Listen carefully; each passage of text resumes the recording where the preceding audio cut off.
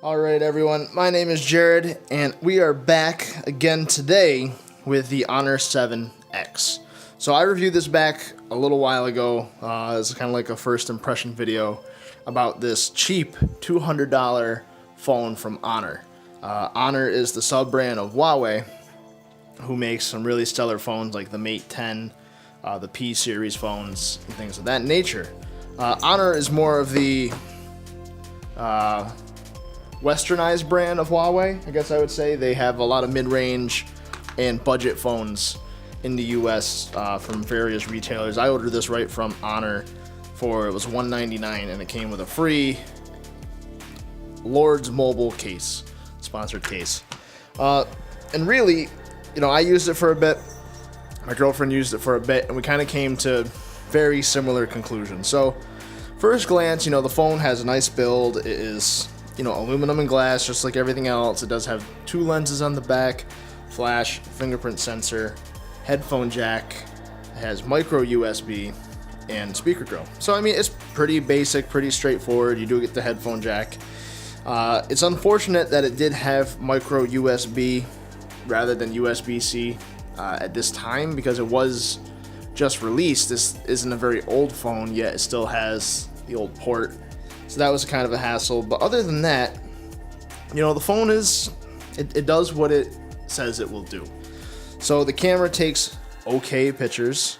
It does have a similar interface to if you've used the Huawei Mate phone before. Similar features, you get a ton of different modes. But for the cameras for $200, they're just subpar. If it was a point and shoot and that's all you needed it to do, that's fine. But anything outside of that, you're definitely not getting iPhone 10 level pictures. You're not getting Pixel XL or Pixel 2 pictures out of it. This kind of camera reminds me of a phone that you'd probably get 3, maybe 4 years ago. But again, it's $200. So the price range is, you got to keep perspective with things like that. They did make the Honor View 10, which is $500, which is a direct competitor to the OnePlus. And they said it really held its own. So you get Huawei's own chipset, which is the Kirin. Oh shoot, I don't even remember what it was. It is their budget Kirin chip. So the high-end chip is the 970. I think it's like the 690 or something like that. Basically, it's the mid-range chipset. And the performance with everyday tasks is pretty much fine. You will run into some hiccups here and there, which both myself and my girlfriend found out. Like Bluetooth had some interesting bugs. With saying it was connected but not being connected. Your device would be searching for the phone, your phone would be searching for the device, and it would never connect to the two. Now, I don't know if that is a Emotion UI bug, or just a bug in this phone, or just maybe the Bluetooth radio isn't that stellar in it. I don't know. It wasn't something that I really tried to figure out too much, but it was present when we were using the phone. Outside of that, you get Emotion UI, which is Android 7.0, Emotion UI 5.1, I do believe. You get a 3340 milliamp hour battery, which is pretty substantial.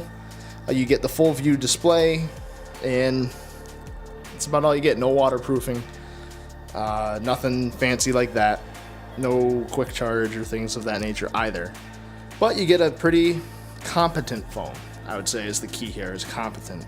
Meaning, if you just needed a phone quick and you didn't really have anything specific and you just needed something to get you through, this would certainly get you through. But when you have access to so many other good devices, so many things that come out, especially in the the budget categories, like the OnePlus, I would still consider a more budget mid-range phone compared to this, would just absolutely smoke it out of the water.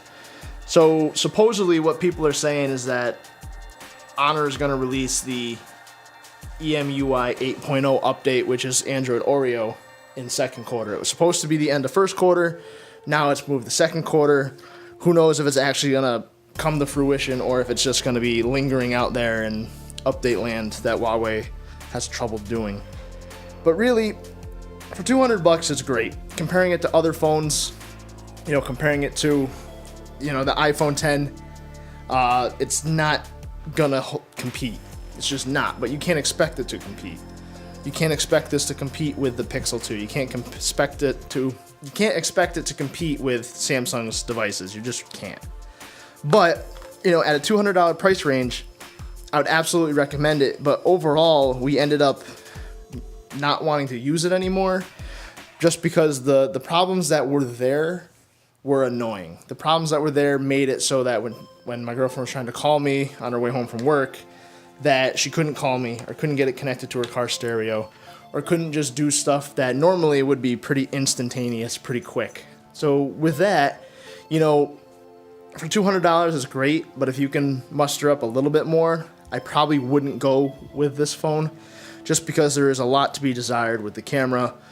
You know, Emotion UI has its own interesting set of issues, you know, for not looking, it looks foreign, it doesn't look like stock Android, but it is very feature rich, and people just have to get used to it, or they won't get used to it.